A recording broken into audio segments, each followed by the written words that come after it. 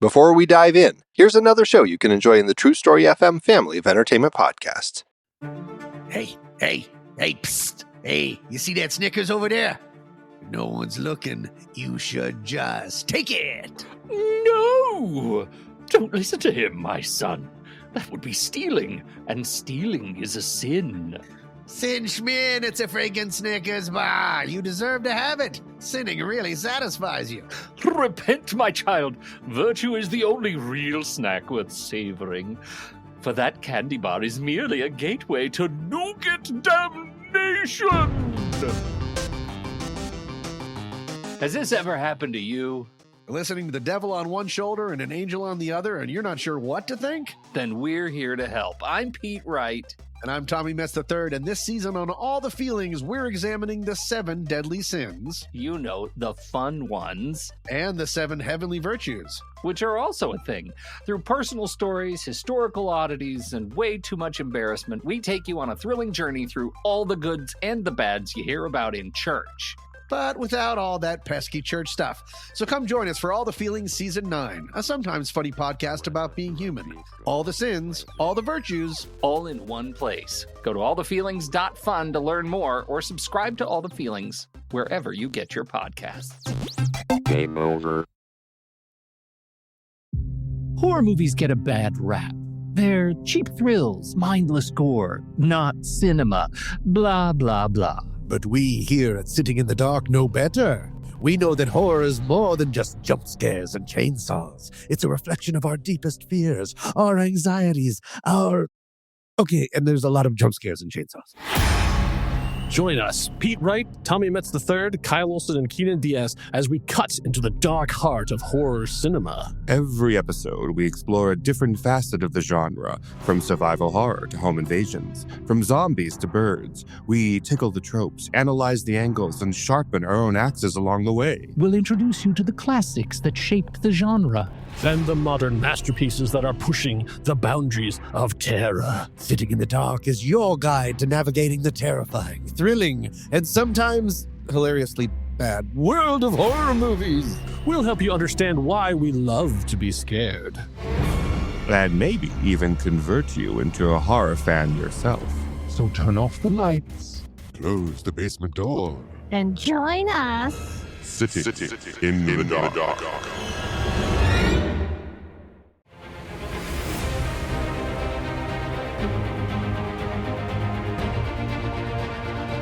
Welcome back to the Marvel Movie Minute, a weekly podcast which we disassemble a film from the Marvel Cinematic Universe into 5-minute segments and then examine them in obsessive and occasionally hilarious detail. I'm Kyle Olson from the Storywell podcast. Hey, and I'm Rob Cabasco. And Kyle. Yes, Rob. You know, you may remember in a previous episode, I read to you a list of characters and then asked you to take a guess at what connects them. I do remember that. Well, we're doing it again in a little segment I'm going to call Character Connections. I'm about to read to you a list of names of characters. You will have to tell me what connects them. Oh, okay. Groot. Timmy from South Park. Oh, from South Park. Okay. Timmy from South Park. The Roadrunner. Okay. Hodor from Game of Thrones. Yep. Beaker from The Muppets. Yes. And Dwayne. Dwayne, who is Kimmy Gibbler's boyfriend in the final season of Full House. Ah, okay. What do they all have connected? What connects them all? I think they all are famous for saying a single word. Oh, yes. What clued you into that? Well, I think we got to Roadrunner, and I was like, oh, okay, I see. Because, it's Groot. Beep, beep. Groot, I had to meep. I was like, okay, got it. Meep. And then Dwayne, for those of you who are wondering, all he ever said was, whatever. So that's it. I bring this up because now on this hallowed list of characters that only say one word, we add a new one. The Rose Hill Christmas Tree Shopper. That's right. And which, my God, man, is kind of the coolest one-word character moment ever. Yeah. And you're going to have to, it's all the way at the end of our episode as we're talking about Iron Man 3 from 2013, directed by Shane Black, written by Shane Black and Drew Pearce. here we are at minute 51. Wow. And help me, Bob. I'm bully in the alley. We're still in the alleyway as we're talking to Harley and Tony, talking about a apparent suicide bombing. So once again, having a lot of fun on a lot of light topics here on Wonder Woman this season. This is bad. It's not as bad as like needling someone into reliving a past traumatic situation in their lives. Intentionally triggering someone's PTSD just because you want cool details on what Steve Rogers is really like. I mean, come on, man. Yeah, oh boy, it's pretty brutal. So let's get into it so we can get out of it. All right. So then we're talking about when people die, they leave their shadows behind. If you don't have a shadow, apparently you go to HE double hockey sticks. Boom. So Tony asks, do you buy that? And Harley says, that's what everyone says. First of all, you're 12. You don't know that many people. Dude, come on, man. So he says, do you know what this crater reminds me of? One of the greatest FU pivots ever. I know. And the thing is, Tony does, but he says, no idea. I don't care. And then Harley says, the giant wormhole in New York, does it remind you? Oh my God. Tony's like, that's manipulative. I don't want to talk about it. He says, are they coming back? The aliens, which is the same thing the kid asked way back in the diner, which set Tony off. And we're headed in that direction again. The aliens. Tony says, maybe. Can you stop? Remember when I told you that I have an anxiety issue? And then okay, so this is what I'm going to do the whole thing. But this is where it gets weird because it seems like Harley has some familiarity with people with anxiety or PTSD or something like that, because he asks a lot of really good questions here, but he keeps going after him at the same time. It's a strange thing of like, I have concern for you, and yet I'm still going to do all the things that are clearly causing you to have this reaction. Harley says, does the subject make you edgy? And Tony says, yeah, a little bit. Can I catch my breath for a second? Harley says, are there bad guys in Rose Hill? Do you need a plastic bag to breathe into? Do you have medication? Which, once again, great questions to ask. Like, I mean, yeah, kind of. Maybe not for somebody you met in the last 35 minutes, but sure. But, he's clearly saying he's having a reaction. Tony says, nope. And Harley says, do you need to be on it? And Tony says, probably, which is very confessional. I like that. Harley says, do you have PTSD? And Tony says, I don't think so. This happens very, very quickly in the thing. And Harley says, are you going completely mental? Which I was like, oh, buddy, you were going fine. And then you get to there. Come on. He says, I can stop. Do you want me to stop? Do you want me to stop? And Tony says, remember when I said to stop doing that? I swear to God, you're going to freak me out. And then that's what he does. He goes into a full-on anxiety attack. He said, oh, man, you did it. You have it. You happy now? And he goes storming down the alleyway, which we learned last episode. It's not really an alleyway. Harley says, what'd I say? Like, oh, you know what you said. Okay. Tony runs off. Harley runs after him. He says, hey, wait up. Wait. And that's where minute 51 comes to an end. Can I fix this? Boy. Yeah, let me fix this. Yeah. So let's go right back to the beginning of this minute. Hey, you know what this crater reminds me of? No idea. I don't care. That giant wormhole in, New York, does it remind you? Here's Rob's take on this. Huh? Yeah, you're right, kid. Hey, do you still have that cricket pinata I gave you? Can I see it? Takes it, clicks it, points it at him. Harley's into the next block. Tony gets up, walks back to the garage, does whatever he's got to do. End of scene. It's like he got what he needed from the kid. He got the watch. He got the sandwich. I got everything I needed. That sandwich was fair. Yeah. Could have had something else on it. Dude, give me back the bully trap. Wow. What in the world, kid? You're killing me. Oh. Yeah. All right. So Tony gets to the end of the alley. He collapses by the stop sign here in minute 52. And Harley says, what the hell was that? What do you mean? She's like, I watched this movie. I read the transcript and I go, that's really how it goes, huh? So Tony is holding his face in his hands, and then he picks up a bunch of the snow there as he's trying to cool off his face, and he throws a snowball at Harley. And Tony says, your fault. You spazzed me out. Which, okay. more problematic language. We're not going to get all this stuff, but I sort of looked it up. Okay, so this term came in around the 60s. It has now fallen out of fashion because it has links to spasms is where the thing comes from. People of the disabled community have asked this not to be used. That we use this as a something because it's offensive.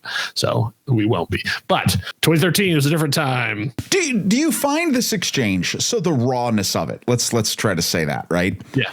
Is it because it's two people, I'm just going to say it, two damaged people yes, talking at a very raw, no BS level, and this is the conversation? I think if you look at it through that lens, this makes more sense. Yeah, because the Harley doesn't know to stop pushing. Right. Tony is having a severe emotional reaction. He's in panic mode. Probably not thinking straight on any of this stuff, and then probably also reliving some of what we saw in his nightmare. Of he went to space. He almost died. Also, the fact that he was carrying a weapon created by the U.S. military that was going to destroy New York. Just. As all part of the package. But then he is starting to do it. And he says, okay, back to business. So this is like him trying to regain control. Where are we? The guy who died, relatives, mom, Mrs. Davis, where is she? And Harley says, where she always is. He says, see, now you're being helpful. So then we transitioned a little bit down the street, and you actually can see when they do the establishing shot of it, you can actually see where this bar is down the way. So they go, and as they cross to the location, we hear a song, and this is Santa Claus is Back in Town, which is written by Jerry Lieber and Mike Stoller. The version you're hearing is being performed by Mr. Dwight Yoakam, who actually himself has 47 acting credits on IMDb. Wow. So he's got quite a few out there. This is from his album Come On Christmas. I assume that's how you say it. From 1997. And listen to that song, see this town, it makes you want to drink a cool, delicious Bud Light. Oh, because there we have the glowing Bud Light sign in the corner again. Once again, Iron Man 3. It's all about illuminated advertising. By the way, can I just make one comment about Dwight Yoakam? Sure. The role that will always forever, it is the role that I will always think of him, is Panic Room. Oh, yes. I forgot he was in that. He is really good in that. Yes. It is crazy. Never think of him as being, I think at time of recording, I think that a 4K restoration of that just came out. Panic Room is one of those movies I don't think people talk about enough. Yes. Great David Fincher movie. So now here we are at Walker's Bar. So as Tony is approaching there, he goes and a woman bumps into him. And the woman who bumps into him is Stephanie Shostak. She has 33 acting credits on IMDb. She was born in Paris, which is where you can hear slightly the accent. Her American film debut was in The Devil Wears Prada. Holy cow. Going from the independent cinema to being out around a movie with Meryl Streep. Respect. She was also in We Bought a Zoo. No, that was not a slide. I've never seen that movie. I just find that title hilarious every time. I don't know if the movie's any good or not, but I just love the fact that there's a Matt Damon movie out there called We Bought a Zoo. And she was also in a cult classic called Dinner for Schmucks. Most people know her from her starring role in A Million Little Things, the television series.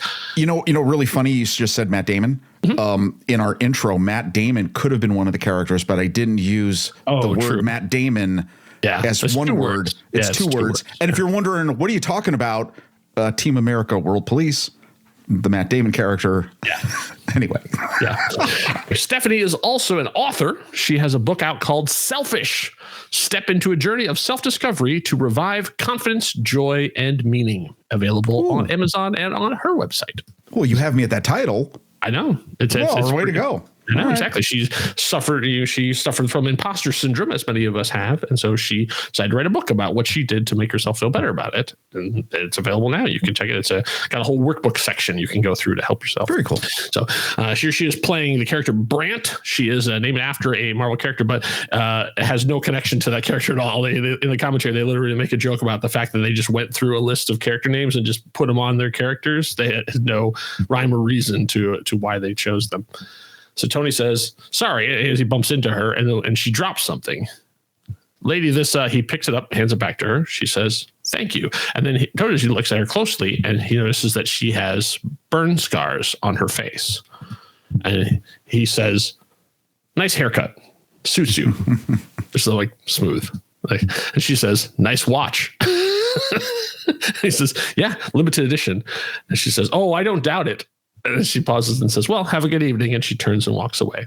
So that's where Minute 52 comes to an end. Okay, so she's going to come back. Yeah. Once again, I think she's doing a fantastic job. Like already, like in the commentary, Shane Black refers to her as the most beautiful woman in the world, which I was like, yep, I can see that. Mm-hmm. What is she doing? Because in a couple minutes, she's going to come back and make a big splash. But like, where is she going now? Was she in the bar and left and she like went to get her keys? Like what? Like, because she's going to come back and make a big impression on them in a couple minutes. But why is she leaving the bar now? Because she's going to come back to the bar in a couple minutes. I don't know. Okay. And that's a really good question. And I don't think there's a good answer. Okay. Is that my appropriate guess? I think so. I mean, I think this, once again, this comes down to the editing. Like, I really feel like there was good point. Happened a different thing, or she didn't come back in, or something like that. From what I've read doing my background research, this character apparently was a much larger part of this. She was like second only to Savin in terms of how much she did and what she had. It had a whole character arc and stuff too, and was completely excised. Oh, just again editing, like just. Yeah, well, editing, and also apparently part of the creative committee's decision, because as we're going to find out, their belief at the time, and they were the ones who controlled this, was female action figures don't sell. So therefore, why should we spend any time on having her in the movie? Oh my God. I was about, as you were saying all this and setting it up, I'm like, what is it? Because there's too many strong females in this movie. It's not about strong females. It's about the fact that no one their philosophy was the whole point of these is to sell toys, and girls don't buy action figures, and so we want to have less female characters. And remember this point. I'm reading the MCU book right now. Right. And this is a major point. This will come back. So I'm not just saying it as like hey, by the way, this will have a major impact on this movie later on. But just to bring out here, I think that was one of those things where they're like, no, they're like, if we give her a big part and put an action figure, we won't make any money off of it. So yeah, she's got to go. And maybe gave a bunch of her stuff to Savin. We don't know. Boy. Okay. But okay, so then as she leaves, once again, I don't know why. Maybe she wanted to get a smoke. I don't know. Right. As minute 53 starts, Tony walks into this very busy bar, and it's totally anonymous because of his hat. We briefly see the sheriff, but we're going to come back to him because later on there. But he goes up and he sees Mrs. Davis. Do we know how he knows what Mrs. Davis looks like? No, I didn't understand that. Also, by the way, you got to appreciate the lingering shot on the sheriff with his holstered gun. Yes. As he drinks a hard liquor beverage. Yeah. Okay, so we know that Tony is paranoid. Right. But he's playing this like he's a fugitive, and he isn't. Right. Because that police officer would help him. Right. Is he... Still, I mean, like, is he so much into his delusion that he thinks that even the sheriff of Rose Hill, Tennessee, is part of the Mandarin's network? Is that the vibe we're supposed to be going for? Because he's like, I don't want him to recognize me. No, I think the vibe is that, hey, I don't need the drunk law enforcement officer to be a problem. Oh, okay. That's what I think it is. Because of that shot, the way it's the gun, he's in uniform and he's throwing back a drink. Yeah. I think it's just, hey, I'm in a small town. I need to just lay low so I can figure out what I got to do. I have this cover still that I'm dead, that I can kind of work somewhat in a stealth mode. I think that's all the point of that is. And plus, they're trying to show you the gun because the gun's going to play a role here very soon. Yeah. When they, if you remember back, when Tony brought up Chad Davis's file on the Flying Jarvis pop-up display, was Mrs. Davis's picture in that? I don't remember. Yes, I think it was. Okay, so maybe that's why he. That explains that. That explains a very near eidetic memory. So yes. So then, but he still goes up and he's polite, And he walks up and says, Mrs. Davis, mind if I join you? And he sits down at the table with Dale Dickey. Dale Dickey is one of my absolute favorite character actors. She has 140 acting credits on IMDb.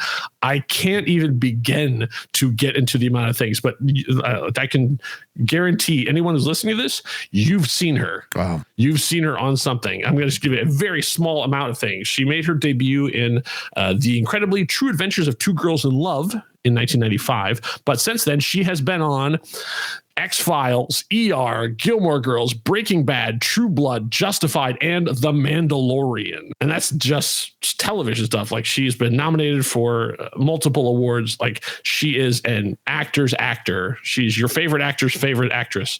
She has been working to, and still continues to work steadily at this time.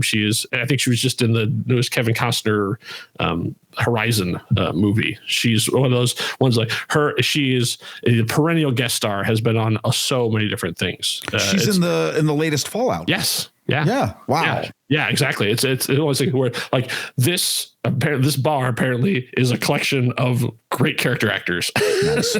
Yeah. Because we're about to get another one too. So is playing a very she is this is one of those things where like there's a sad drunk. And then there's like misery drunk, and tortured soul. Exactly. She's had a rough time with this. She's been lied to.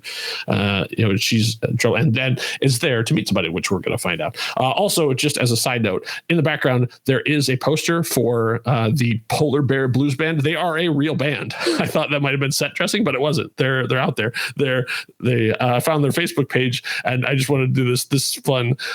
Their quote on their Facebook page is, delivering their own brand of rhythm and blues, the Polar Bear Blues Band have been a regional favorite for over 50 years. Harvey, Polar Bear, Dan, and Greg still approach every gig with the same gusto they did in the early years. They are absolutely the best of the best. That is the quote from them. They got pretty great. YouTube. I listened to a couple of their songs. Yeah, like they're really good moves. They're a bunch of older gentlemen, but they're still rocking. Mrs. Davis then sits down and says, "Free country." Tony says, "It sure is." He sits down and then looks at him, and Mrs. Davis says, "All right, where'd you like to start?" And Tony says, "I just want to say I'm sorry for your loss. I want to know what you think happened." And so Mrs. Davis is confused and surprised by this. She says, "Look, I brought your damn file. You take it and go." And she slides a very thick file of stuff on it. It says, "Whatever he was in here, he wanted no part of it." So Tony opens the file and starts looking through, and he sees Chad Davis's file from his military operations. And Tony says, "Clearly you're waiting for someone else. Yeah? Supposed to meet someone here?" And then Miss Davis goes, "Yeah." Confused, like, who?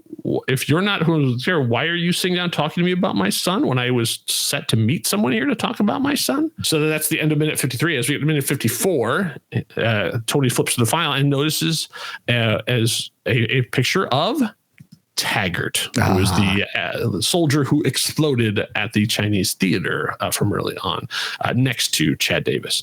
He says, "Mrs. Davis, your son didn't kill himself. I guarantee you. He didn't kill anyone. Someone used him." And this is not what she had expected to hear from this meeting, and has the really strong reaction of, "What?" Honestly, there's a thing of faces like, "This is not all I thought you were going to say." And she says, "Someone used him as a weapon." She says, "You're not the person who called after me, are you?" And suddenly a cell phone gets slammed down the table, and Brandt shows back up and says, "Actually, I am." Okay, so she went to get her badge, so she never sat down and talked to, even though she's there to see Mrs. I'm really confused at what's going on here. Before the action kicks off, help me explain this, because I don't get. Once again, what was the plan? Yeah, no. Okay. So are they there? Okay. They don't know Tony's there. No. Is that, they can't possibly know Tony's there. No. I mean, they do now, because Brandt ran into him. He's one of the most famous people in the world. And I'm sure the next call on her phone was, "Hey, Savin, Tony Stark is here." Okay. They're there because there's evidence of connecting what happened when the Chad guy blew up. Yes. They're trying to contact his mother to get the evidence so they can wipe the evidence. Yes, that tracks. Okay. But it's just, it doesn't make a lot of sense because, okay, so this is the same night, right? Right. I mean, this is the night that Tony arrived, right? Tony flew across the country. Oh my God. This yeah. is the same night. So he crashed there. He got his stuff. He had a sandwich and he went out. This is like, I don't know, a couple hours after he crash landed in at most. Right. Let's say the sun went down early. So it was 5 o'clock when he crashed. Sure. This is like 7 o'clock. Right. Yeah. So then during these minutes, Savin calls Killian to say we lost it. Right. He's about to show up. Like, spoiler for like 2 minutes from now, he's about to show up. How did Savin get from the helicopter in Southern California to Tennessee as fast as Tony Stark flies in the Iron Man armor? I want to tell you this. This is one of those times in a movie. Now, your editing, maybe the editing is an issue here, right? Could be. Like if this was the next day. But sure. Exactly right. Exactly right. Superficial me, when it comes to these moments in movies, I look at this and go, this is where people sit around, a writer's room sits around and says, okay, we want to have this really cool fight. We got this great idea for this cool fight. Right. Have this really cool idea for Tony crashing, having this really funny interactions with this kid, and we want to get to this fight. Yeah. How do we do all that? We get him there. We get Savin there. We just do it. They go to a bar and this happens. Right. So, I mean, like, I don't know. Is it that ridiculous? I guess. So they figure out that Tony's on the trail of Chad Davis. I don't know how, but somehow the Mandarin figures out that Tony is going to track down Chad Davis. So he has Brandt call Chad Davis's mother and say something intimidating and say that we need to get, I don't know, why would Chad Davis's mother have his military file, but okay. And it says, I need to get that from you and I'll pay you, whatever, $100, whatever, I don't know, whatever the deal. Or else. Oh, sure. But also why? She says, meet me at Walker's Bar at 7 p.m. and I'll give you the file and then you get out of my life. Great. So Brandt shows up, sees her sitting there by herself, leaves the bar and runs into Iron Man. Right. And it's like, holy crap, Iron Man's here, gets on a phone, and then Savin teleports over from Southern California. It doesn't make any sense. So I don't know what so I guess, okay, so if we're doing the cover up, so the idea is that they know that there's a piece there that they need to cover up. So Brandt is there to get the file so that Tony hits a dead end. But if they think Tony's dead, but wait a minute, why do they even know? No, like, why are they even doing this part of it? Okay, all right. So trying to plot hound this. So even if they take Tony out of the equation, which they assume Tony's out of the picture at this point, they're still cleaning up their mess. It just like Tony just shows up in a place they did not expect him to be. But then why is Savin there? Yeah, I doesn't know. Listen, I keep coming back to that. Sorry. By the way, I'm caught in a loop. Oh, no. And honestly, I don't think we have a good answer for this. Even everything that you could read or listen to, like, I really honestly don't think. I think it is literally just a plot movement. That's it. Yeah. Like, we wanted these things to happen. We need to have two enemies in the place so that Tony is outnumbered. That's literally it, and that's what happens. By the way, one other thing. Okay, so another moment here that we're talking about of this great little special effects or makeup work in a blink of an eye. When she drops, and if you pause it, it looks like a cell phone with her badge on the back of it, right? That's the notes I saw was a cell phone. But you notice in the shot, you see it's almost a little Agatha Harkness level. The tips of her fingers are burnt. Are already glowing. Oh, yes. Are burnt. No, they're burnt. And it is such a great little moment. And honest to God, there's no way you'd catch it unless you freeze framed it right there. Yeah. Because when it actually happens, it happens in a blink of an eye. I just love the little attention to detail on that. That's cool. Yeah, the subtle effects are always so and sadly there's Brandt and she's there and she has things. So he looks up and recognizes her, and then she grabs Tony, his arm, twists it, and then slams him into the table. And then apparently Mrs. Davis also bought Chad's dog tag. Yeah, I was like, okay, so Brandt calls and says, okay, we need the file and the dog tags of your son or else. Yeah. I don't know. So they grab that. Also, I don't know why wouldn't his dog tags have been on him when he died? Like, isn't that the whole thing that soldiers wear? Well, whatever. Yeah. Anyways, so then as she gets him, then she's interrupted by the Rose Hill sheriff, who says, "Hey, what's all this about? What the hell's going on here?" And this is Spencer Garrett. Okay, so as we were talking about, like you gave me a big number for how much Pokemon had gone over the world in the last episode. In this episode, I'm about to blow your mind because Spencer Garrett might have an all-time record for us on our time in the Marvel movie because he has 228 acting credits on IMDb. What? This is the perennial guest star. Like, he has been on so many things. He got his first big break on Dallas, but since then he has been on Star Trek Next Generation and Star Trek Voyager, Murder, She Wrote, The West Wing, 24, Supernatural, a show that doesn't get mentioned enough, Leverage. IMDb his 4, which I won't make you do, are Air Force One, Yes Man, starring Jim Carrey, and Once Upon a Time in Hollywood from Quentin Tarantino. Yeah, wait, what is he in that? I don't have that in my notes, but you can look it up. But however, this is not his first role in the MCU. However, this is the first time he's been seen on screen because he was the newsreel announcer in Captain America: The First Avenger.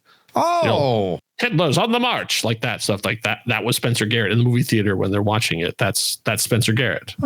So he's it's still out there working. Like, once again, he's that number had probably by the time you hear this will have changed. Wow. Because I think when I looked it up, I think he had like 9 projects that he had finished that had not been released yet too. So this is a hard working actor. Obviously, this is just small potatoes. Like, once again, these two are so much bigger than should be in this bar.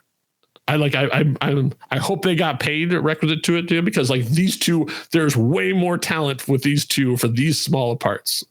Wow. Like I maybe this is one of the Shane Black's thing, because I know Shane Black is a big film aficionado of like, hey, let's get some real fun character actors that I know to come in and do this kind of stuff, because like these are 2 big guns for 2 very small parts. Oh, that's cool though. But that's and they kill it. They kill it. I'm not no shade on them. Like that, like take the gig, like that's what I was just on Make Me a Nerd with Mandy. And she's like, as an actress, I would never say no to a role. And it's like, yeah, take it when you can get them. But it always seems weird to me of like these massive things have all these things to come in and do a small role. But I respect the hustle. Love it. He says, "Hey, what's this all about?" Brandt says, "It's called an arrest," which is like, okay, you're already like taking a big tone with this sheriff. She pushes Tony to the ground and steps towards him and he says, "Sheriff, is it?" Like squaring off. He says, "Yes, ma'am, it is, and you are."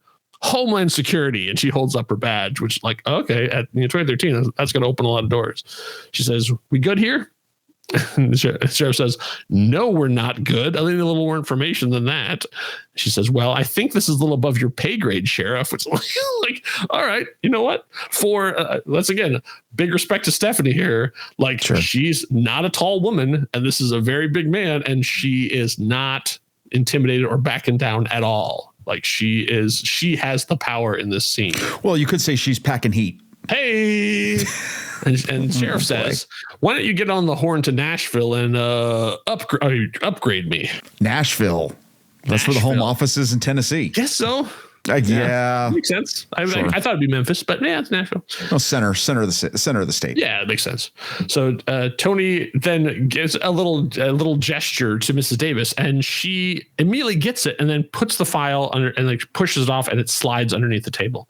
Yeah, throws it. I think she like tosses it, and it which goes is underneath. Interesting because like I wouldn't have gotten that from just that was little, pretty like, good. That was pretty good. Facial expression, and she's oh, okay. So Mrs. Davis, well done. Yeah, well done. And Brandt says, "All right, you know what?" And then that's where the end of it is 54. As she rolls in 55, she says, "I was hoping to do this the smart way, but the fun way is always good." So Tony notices her hand is glowing red. It's actually igniting the badge in her hand. And it turns out that the sheriff was not drinking alone. He says, "Deputy." So, deputy, like the two of you were like, this is the end of your shift. You're just like drinking in the bar, but I guess that's how they do things in Rose Hill. "Deputy, get this woman in." And then Brandt takes the hot badge and burns his face with it, and then pulls his own gun and shoots him. Yeah, in the face. Now you don't see it, but it's pretty much implied he's dead. Baller. Yes. Well, I mean, sure, but also, dang, man, Christmas is over. Right. Like, what is the deal? It's the day before Christmas Eve, and people are hanging out. There's not a lot to do in Rose Hill, as we saw from the main street. So Tony runs out.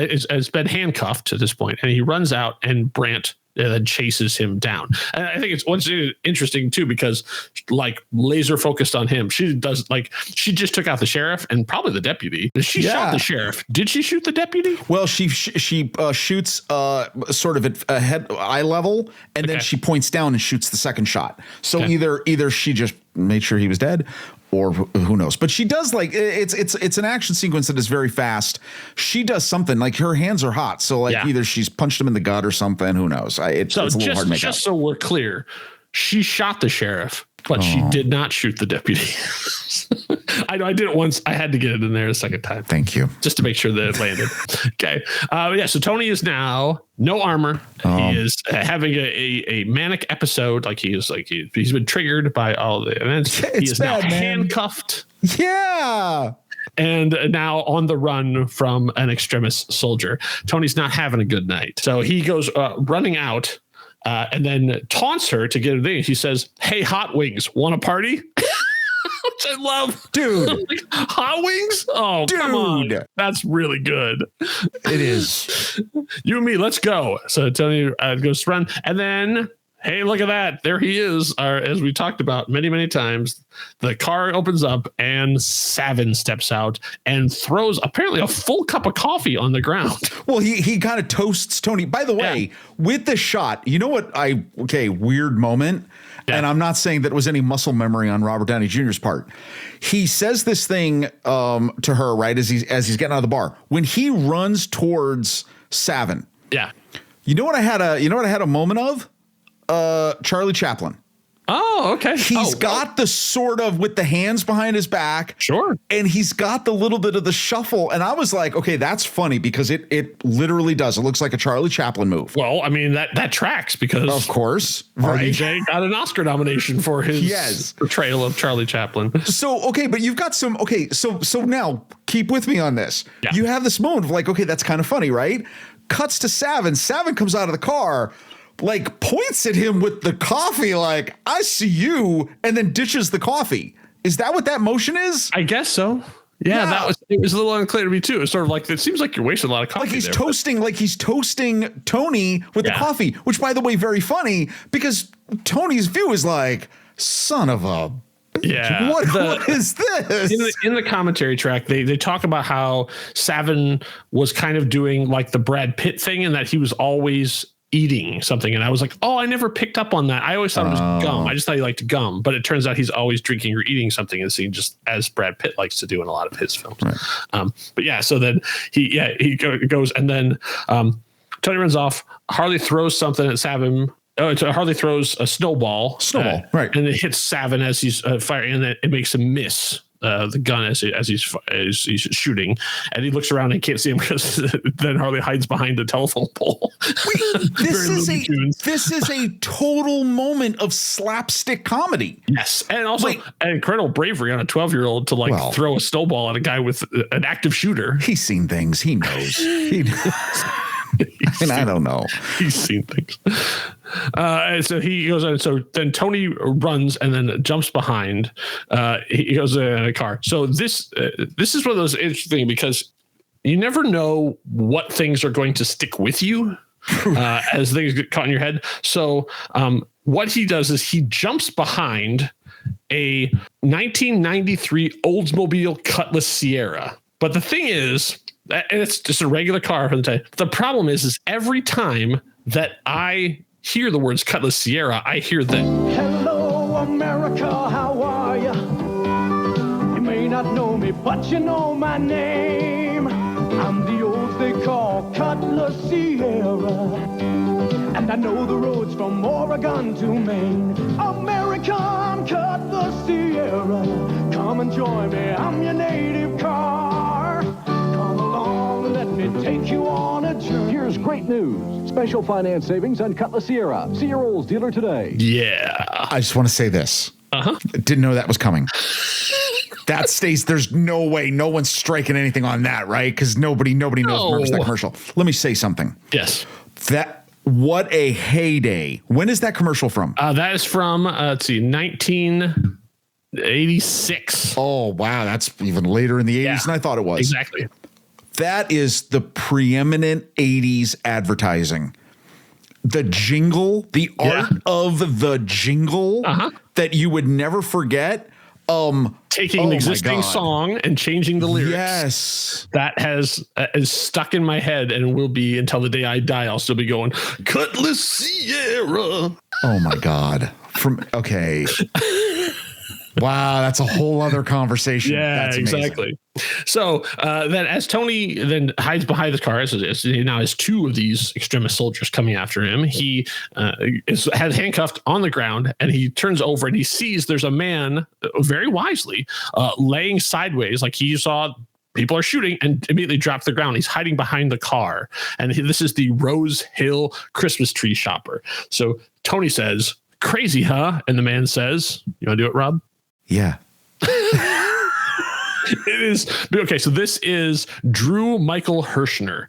He only has 4 credits on IMDb, and I could not find him. I don't know if he's out there still and just doesn't have a big social media presence. I couldn't find any mention of him beyond the 4 roles that he did. But it's perfect. It's just the perfect delivery of a single word. Because he's not like, wow, like he doesn't go big of like, yeah, like he's just like, it's just like Tony tucks behind this car with the boot is up. This is probably this guy's car. And the guy is just laying on the ground, and the two of them just like look at each other. It's just crazy, huh? And the guy's like, yeah. I want to tell you this. Beautiful. This may be a perfect moment. Yeah. One concludes the slapstick part of the movie that we had just talked about. Yeah. That had to be intentional, because it's just it's gorgeous in its absurdity. Yeah. You have this guy, he is on the ground, he's holding the stand for the Christmas tree. You couldn't, I will tell you this, I don't know what this guy is doing today. Yeah. But that is, if somebody said to you, hey, we want you to be in a movie, here's the deal. Stuff's blowing up. Stuff's about to get real. You're going to be there. Robert Downey Jr. is going to come down. You're going to be laying on the ground. You're looking up at him. Yeah. He's going to look at you and go, crazy, huh? And here's all I want you to do. I want you to look up and go, yeah. No acting. There's no acting. You just need to say, yeah. Yeah. It's, I mean, I feel like I don't want to belabor this and stuff too, but it is just absolutely pitch perfect. And like once again, one line, and you could have gone one word. It's one word. Exactly. I hope you guys SAG residuals from this, because it's like you could have gone really big of like, yeah, like man, this is like this, you could have matched his like crazy, huh? Yeah, or you could have gone like, yeah, of like traumatized or anything too. But he just does, and it's so conversational, just the two of them, because he's like crazy, right? Yeah, like and it matches exactly. Just sort of like you're walking down the street, you just saw somebody fall over, and you go crazy, right? And you go, yeah, like it is small town emotion. Yeah, it is. Yeah. It is literally so perfect. Stop right now. Yeah. Finish listening to this episode, and then go right to this scene in the movie. Yes, exactly. Go to minute 55 and just watch minute 55 all the way through. And I'm telling you, like Shane Black, this is like or the editing team, I will say, the whole thing, whoever put that together, it's just a perfect moment in this. There hasn't been a lot of perfect moments in Iron Man 3, but this is a perfect moment. And dare I say, from the moment that he does the Chaplin move down the street, to what then immediately happens after this moment, it's comedy gold. Yes, we're into full on screwball at this point, and it's gonna and we're not done at that part of it yet. No. And then it goes into like some crazy action stuff here. Like there's some really good stuff coming in the next series of moments. But as you go there. Tony then looks at the guy and says, "Watch this." Watch this as I coffin drop myself into this plate glass window. Right. Here we go. Right. So and once again, hands are tied or handcuffed behind his back. So he again runs over to this plate glass window and throws himself through it. And that is literally where minute 55 comes to. Well, wait, no, and she also takes a shot at him. Oh, yeah, we see her now. She's got a pump action shotgun. Yeah, and she takes a shot at Tony as he's going through the window. Wow. Okay, it got great. Listen, I want to just say thank you to everybody. Yeah, we're not going to lie. This episode, maybe the previous episode, not a whole lot going on, right? But now it's happening. Yeah, no, now we got action's about to kick off. Yeah, we have some screwball comedy. We got a sheriff getting his face burnt off. I mean, maybe he's gonna there's the coroner's gonna be like, why is there a backwards shield on this guy's face? I mean, it's gonna be an interesting time in Rose Hill, Tennessee, the next day, which unfortunately we won't get to see in the movie. But before you go and watch minute 55 again, maybe head over to True Story FM/join and maybe become a member and then get access, because you could be hearing these things in the future, in the future, because you get episodes early, so you be ahead of everyone else on all the madness that we are inflicting upon you. So what better reason could there be than that? So we dedicate this episode to Drew Michael Hershner. I don't know where you are, but man, you were the hero of these 5 minutes, and you deserve all your flowers. So join us back here as the wacky antics continue. Tony's going to do a little bit of cooking. And we're going to see probably, sadly, the end of one of our new favorite villains. But we don't want you to miss it. We'll be there. You be there. Enough said. Yeah.